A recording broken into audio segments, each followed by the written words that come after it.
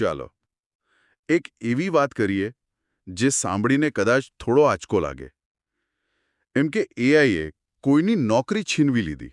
હા, આ તો આજકાલ બહુ ચર્ચાય છે. પણ એ પછી જે થયું ને, એણે કદાચ દુનિયાનું આખું ભવિષ્ય જ બદલી નાખ્યું. આપણી પાસે જે થોડી વિગતો છે એમાં 2028ની આવી જ એક રસપ્રદ વાત છે. હા, બરાબર. આ પ્રકારની જે ચિંતાઓ છે અને જે સંભાવનાઓ છે એ અત્યારે ટેકનોલોજી વર્તુળોમાં શું કહેવાય મુખ્ય વિષય જ છે. ભવિષ્યમાં માણસ અને એઆઈ વચ્ચેના સંબંધો કેવા રહેશે એની આ એક કાલ્પનિક પણ વિચારવા જેવી વાત ગણાય. બિલકુલ. તો આ કિસ્સો છે રાજ નામનો એક હોશિયાર સોફ્ટવેર એન્જિનિયર, પોતાના કામમાં એકદમ માહેર.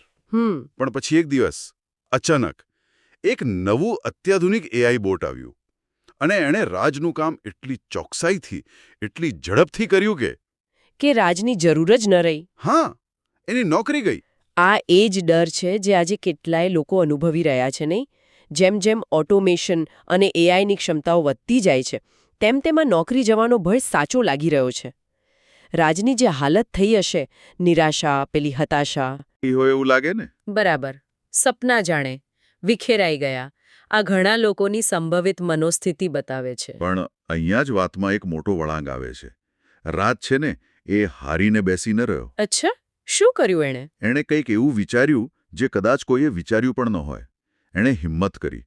જે એઆઈ સિસ્ટમે એની નોકરી લીધી હતી એનો જ કોડ એણે સમજવાનો પ્રયાસ કર્યો. ઓહ, મતલબ હેક કર્યું? હેક તો નહીં, પણ ઊંડાણપૂર્વક સમજો અને પછી એમાં ફેરફાર કરવાનો રસ્તો શોધી કાઢ્યો, પોતાની જરૂરિયાત મુજબ. વાહ, આ ખરેખર શું કહેવાય ક્રાંતિકારી પગલું કહેવાય. આપણે સામાન્ય રીતે એઆઈને એક બ્લેક બોક્સ જેવું જોઈએ છે નહીં, કે બસ કામ આપો એટલે કરે. હા, બસ એટલું જ. પણ અહીં તો રાજે એ બોક્સ ખોલીને જોયો. એણે એઆઈ કેવી રીતે કામ કરે છે એ સમજ્યું અને પછી એને પોતાના કંટ્રોલમાં લીધું.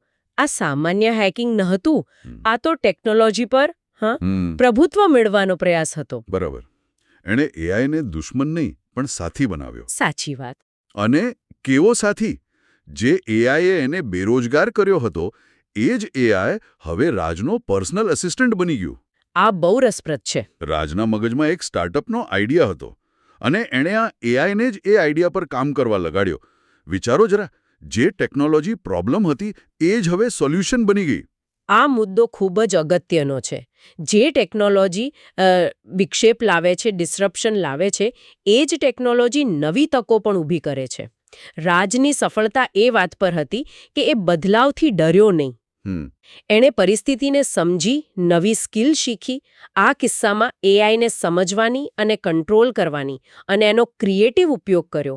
એનું સ્ટાર્ટઅપ જે મોટે ભાગે પેલો એઆઈ અસિસ્ટન્ટ ચલાવતો હતો એ આનું શું કહેવાય ઉત્તમ ઉદાહરણ છે. અને પરિણામ તમે માનશો નહીં, ફક્ત એક જ વર્ષમાં. એક વર્ષમાં? હા, ફક્ત એક વર્ષમાં રાજનું સ્ટાર્ટઅપ અબજો ડોલરની કંપની બની ગયું.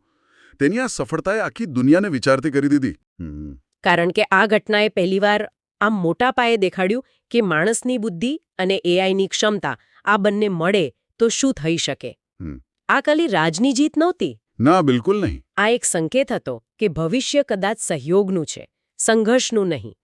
માણસની કલ્પના, એની સ્ટ્રેટેજી અને એઆઈની ગણતરી કરવાની, એનાલિસિસ કરવાની, ઓટોમેટ કરવાની તાકાત, આ બંને ભેગા મળે તો અસાધારણ પરિણામ લાવી શકે છે. બરાબર. તો આપણે જે સ્ત્રોતો જોયા તેમાંથી રાજની આ કાલ્પનિક વાત એક મુખ્ય સંદેશ તો આપે જ છે કે એઆઈથી ડરવાની જરૂર નથી. હા, એને સમજવાની જરૂર છે, એનો ઉપયોગ કરતા શીખવાની જરૂર છે. એક શક્તિશાળી સાધન છે બસ. એક ટૂલ છે. બરાબર. એઆઈ તો તટસ્થ છે.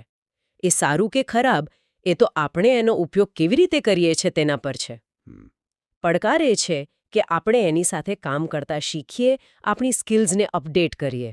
જેથી આપણે આ એઆઈના યુગમાં શું કહેવાય ટકી શકીએ, પ્રાસંગિક રહી શકીએ. હા, રાજની જેમ પ્રોબ્લેમને તકમાં બદલવાની માનસિકતા કેળવવી પડશે. એટલે જ અંતે એક વિચાર મનમાં રહી જાય છે.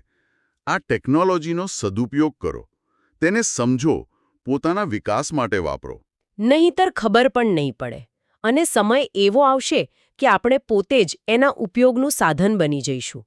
ભવિષ્ય આપણે જાતે ઘડવાનું છે, એઆઈ સાથે મળી.